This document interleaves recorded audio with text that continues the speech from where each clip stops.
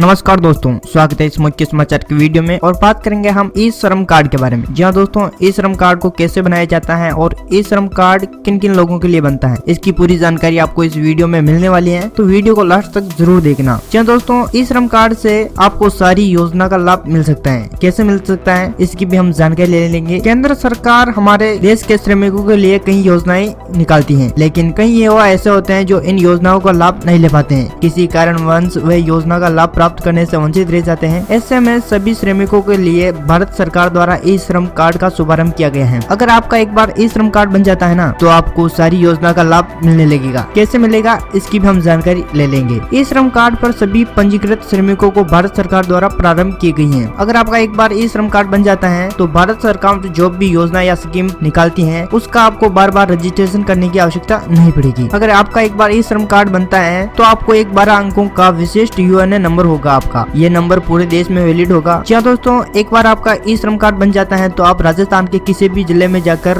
केंद्रीय योजना का आप लाभ प्राप्त कर सकते हैं। ई श्रम कार्ड के अंतर्गत प्रधानमंत्री सुरक्षा बीमा योजना, अटल पेंशन योजना, प्रधानमंत्री आवास योजना, अगर आपका खुद का घर नहीं है तो आपको ई श्रम योजना के द्वारा मिल सकेगा। प्रधानमंत्री जीवन ज्योति बीमा योजना, ऐसी कई योजना है जो ई श्रम कार्ड के अंदर आती है। जी दोस्तों, ई श्रम कार्ड के लाभार्थी ई श्रम कार्ड को कौन कौन बना सकते हैं इसकी जानकारी लेते हैं। एग्रीकल्चर लेबर्स, जी दोस्तों, जो कृषि से जुड़ा कार्य करते हैं ना, उनके लिए भी है ये ई श्रम कार्ड। अगर आप भी कृषि का कार्य करते हैं तो आप भी ई श्रम कार्ड बना सकते हैं। फिशरमैन, जी दोस्तों, जो भी मछली पालन करते हैं या छोटे मोटे काम धंधे करते हैं वो भी ई श्रम कार्ड बना सकते हैं, जैसे नाई, सब्जी व फल विक्रेता, दूध विक्रेता, अखबार विक्रेता, रिक्शा चालक और मनरेगा, जो भी ये छोटे मोटे काम करते हैं ना, उनके लिए है ये ई श्रम कार्ड की योजना। तो चलिए ई श्रम कार्ड के अंतर्गत कौन सी बड़ी बड़ी योजना है उसके बारे में हम जानकारी ले लेते हैं। प्रधानमंत्री सुरक्षा बीमा योजना, इस योजना के अंतर्गत यदि लाभार्थी की किसी एक्सीडेंट के कारण मृत्यु हो जाती है या लाभार्थी पूरी तरह से विकलांग हो जाता है तो उसे सरकार द्वारा 2 लाख रुपए की राशि प्रदान की जाती है। लाभार्थी यदि पूरी तरह विकलांग नहीं होता है तो उसे 1 लाख की आर्थिक सहायता दी जाती है। अगर आपका ई श्रम कार्ड बन गया ना तो आपको इस सारी योजना का लाभ मिलेगा। अगर आपके पास ई श्रम कार्ड नहीं है तो आप इस योजना का लाभ नहीं उठा सकते हैं। चलिए हम अगली योजना के बारे में बात करते हैं। अटल पेंशन योजना, इस योजना के अंतर्गत लाभार्थी को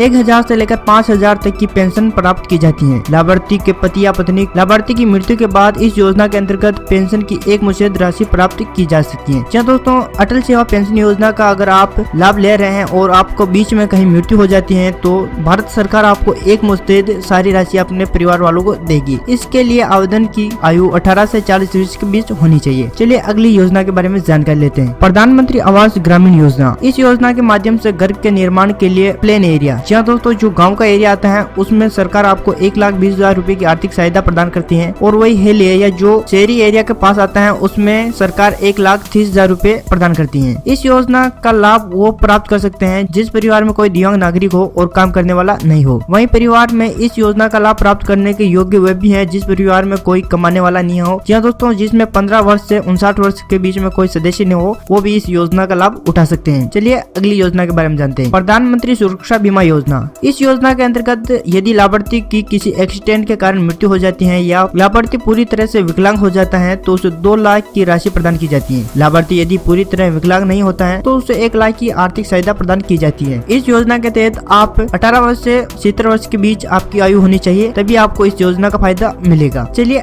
अगली योजना के बारे में बात करते हैं हम। प्रधानमंत्री जीवन ज्योति बीमा योजना, ये योजना डिपार्टमेंट ऑफ फाइनेंशियल सर्विस द्वारा कार्यान्वित की जाती है। एक तरह से बोले तो यह योजना साफ तौर से बैंक द्वारा प्रदान की जाती है। लाभार्थी की किसी भी कारणवश मृत्यु होने पर 2 लाख लाभार्थी के नॉमिनी को इस योजना के अंतर्गत प्राप्त किया जाता है। क्या दोस्तों, अगर आप इस योजना के अंतर्गत जुड़े हैं और आपकी मृत्यु हो जाती है तो आपको बैंक द्वारा 2 लाख रुपए की राशि प्रदान की जाएगी। आवेदक भारत का स्थायी निवासी होना चाहिए इसके लिए और आवेदक की आयु 18 से 50 वर्ष के बीच होनी चाहिए। जी दोस्तों, इन सारी योजना का लाभ आप ई श्रम कार्ड के द्वारा उठा सकते हैं। अगर आपने एक बार ई श्रम कार्ड बना दिया तो इन सारी योजनाओं से आपको ई श्रम कार्ड वाले जोड़ देंगे। जी हाँ, तो आपको ई श्रम कार्ड बनाने के लिए कौन से दस्तावेज चाहिए उसके बारे में हम जानकारी लेते हैं। आधार नंबर और आधार नंबर से लिंक मोबाइल नंबर, सेविंग बचत बैंक अकाउंट, या दोस्तों आपके बैंक में बचत खाता होना चाहिए, वहीं राशन कार्ड होना चाहिए, आपका आय प्रमाण पत्र होना चाहिए और निवासी प्रमाण पत्र होना चाहिए, आयु का भी प्रमाण पत्र होना चाहिए और पासपोर्ट साइज फोटो भी होना चाहिए और आपको एक सिम का मोबाइल नंबर भी होना आवश्यक है। चलिए, तो ई श्रम कार्ड को आपको कहाँ बनाना है इसकी भी हम जानकारी दे देते हैं आपको। ई श्रम कार्ड पर पंजीकरण करने की प्रक्रिया क्या होती है, चलिए इसकी जानकारी लेते हैं हम। सर्वप्रथम आपको ई श्रम कार्ड की अधिकारी वेबसाइट पर जाना है। क्या दोस्तों, अधिकतर लोग ई श्रम कार्ड घर पर नहीं बना सकते हैं, तो आपके पास वाले